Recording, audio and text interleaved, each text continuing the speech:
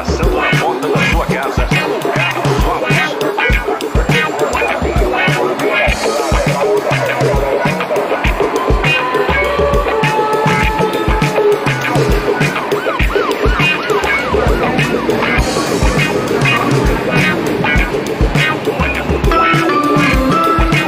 Próxima estação, next station.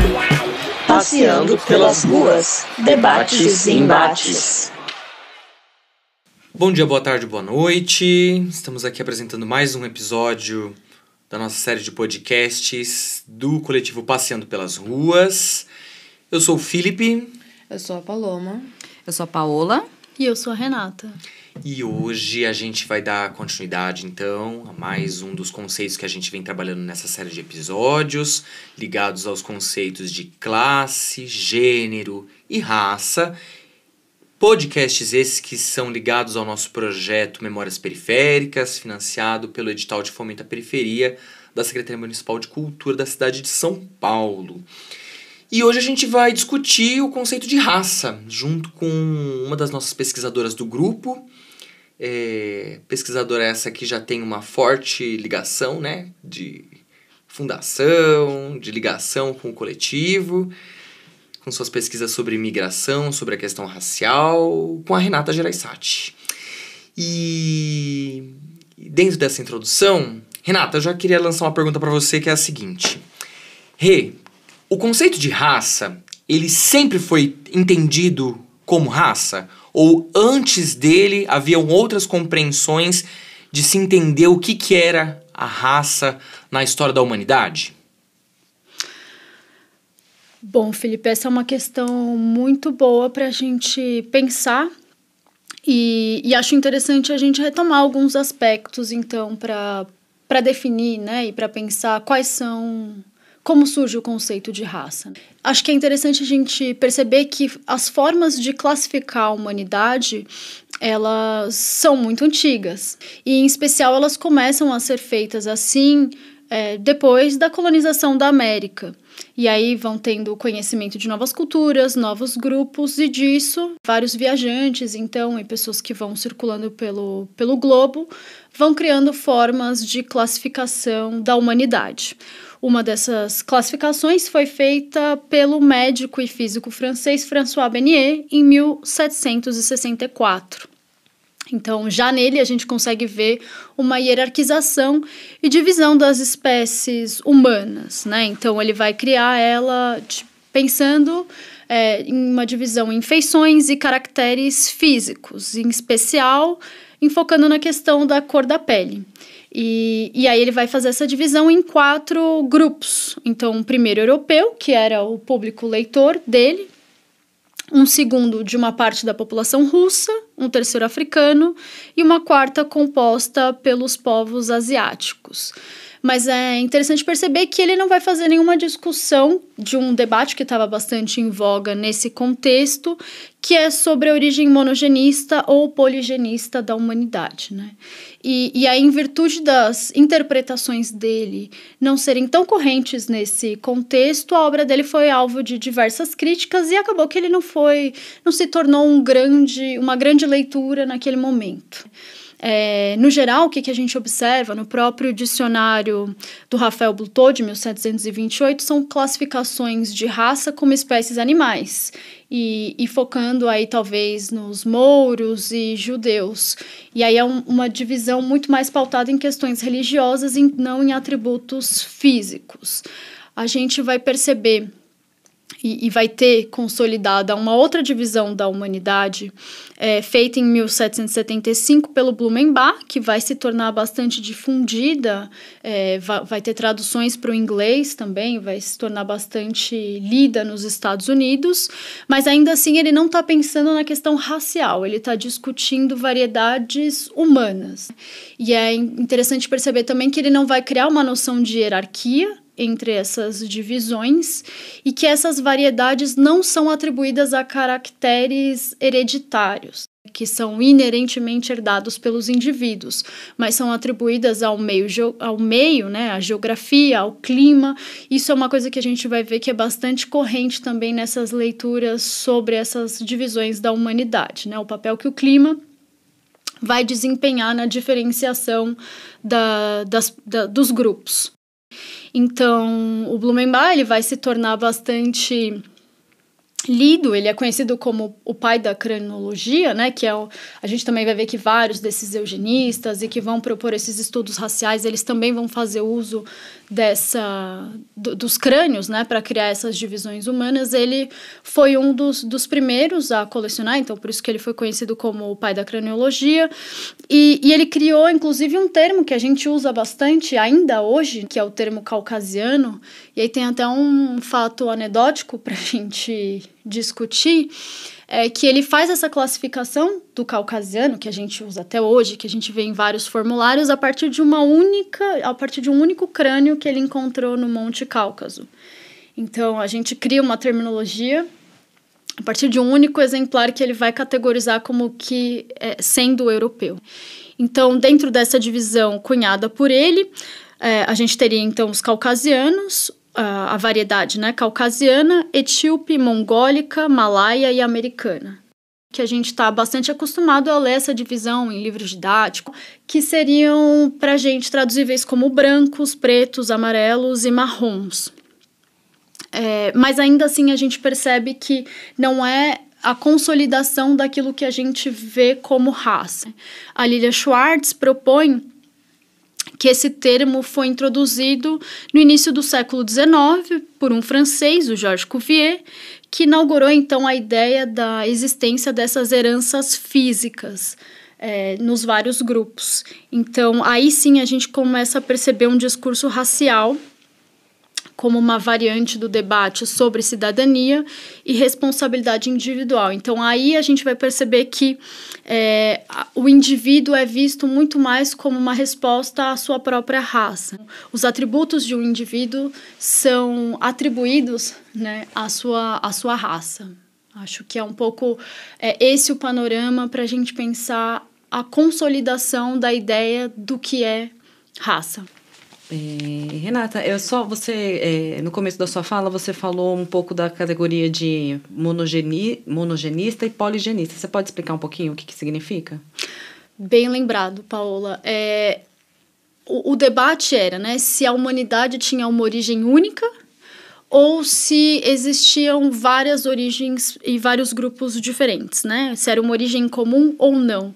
Essa é, então, a diferença entre o debate dos monogenistas e dos poligenistas. E aqui no Brasil, como que essas leituras se desenvolveram? Assim? Quais são as pessoas que se destacaram no estudo dessas variedades ou no próprio desenvolvimento do que se entende hoje por raça? Acho que a gente tem várias pessoas que a gente poderia destacar, como Arthur Ramos, Silvio Romero, mas acho que uma figura bastante importante para pensar esse contexto e que tem uma contribuição bastante significativa e é bastante difundido na sociedade é o Nina Rodrigues, que foi um importante pensador para fins do XIX e início do XX e teve um papel muito significativo no desenvolvimento do pensamento sobre as questões raciais. Acho que várias leituras sobre ele e várias obras vão mostrando que existe uma certa polêmica na própria obra dele e é bastante controverso também várias dos pontos que ele aborda, mas acho que é importante a gente fazer uma leitura dessa contribuição que ele traz, entender ele dentro do seu próprio período, como um homem do seu próprio contexto. Acho que, só para frisar aqui, para quem não conhece o Nina Rodrigues, ele nasceu em 1862, em Vargem Grande, no Maranhão, filho de proprietários de terras, e ele foi, com 20 anos, estudar na Faculdade de Medicina da Bahia, passou um período no Rio de Janeiro e voltou depois e se formou em 1888 na Faculdade de Medicina da Bahia. E acho que essa ligação entre a medicina e a discussão sobre as ciências sociais também e a composição da população no geral é bastante presente nesse contexto. Depois que ele se forma, ele vai trabalhar em São Luís, clinicando, então exercendo na prática, né, a formação dele, e começa já a dar sinais desse papel que ele vai ter enquanto um acadêmico também, né? Então ele começa a publicar em jornais e em 89 ele já retorna para a Bahia e começa a lecionar na Faculdade de Medicina, na cadeira de Clínica Médica. E aí, depois da reforma do Benjamin Constant, em 1891, ele começa a dar aula na disciplina de Medicina Legal, que vai impactar muito a produção acadêmica dele e as próprias leituras que ele vai fazer nesse contexto.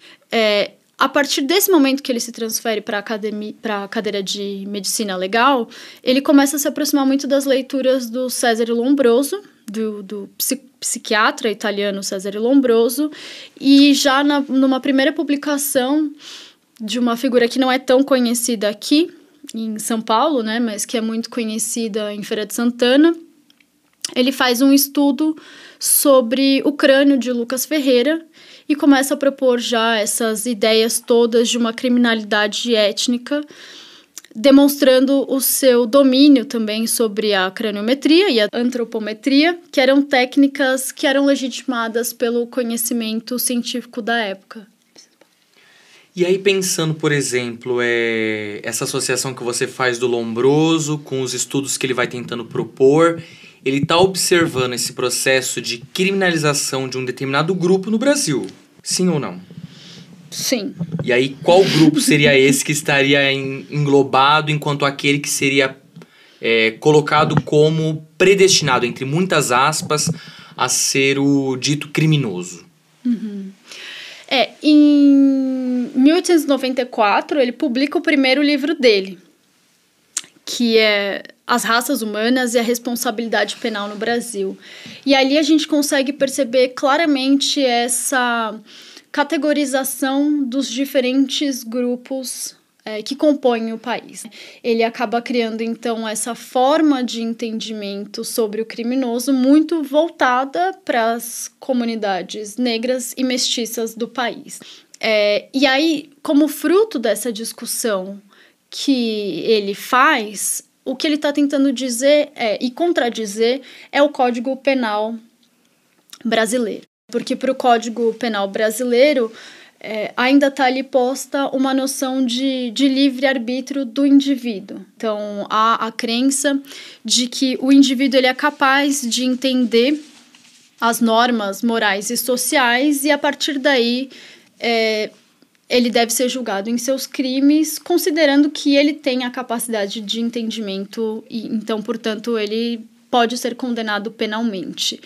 O que o Nina Rodrigues está defendendo é que, em virtude das diferentes divisões da humanidade em hierarquias e evoluções diferentes, os indivíduos eles não podem ser responsabilizados da mesma forma. Ele vai fazer uma divisão entre o que ele diz que são as raças superiores e as raças inferiores. Então, para ele, uma raça superior não pode ter o mesmo julgamento que uma raça inferior. Então, ele está tentando defender que o Código Penal tem apenas diferentes, considerando a que grupo o indivíduo que perpetrou o crime faz parte. E, nesse caso, quem faz parte das raças inferiores e superiores?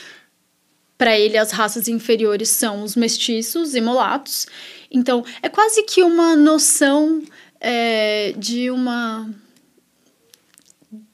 infantilização dos indivíduos desses grupos. Então, ele está querendo dizer esses grupos não têm uma evolução suficiente para entender o crime que eles estão fazendo. Então, eles não podem ser julgados da mesma forma que as raças civilizadas, né? Portanto, leia-se brancos.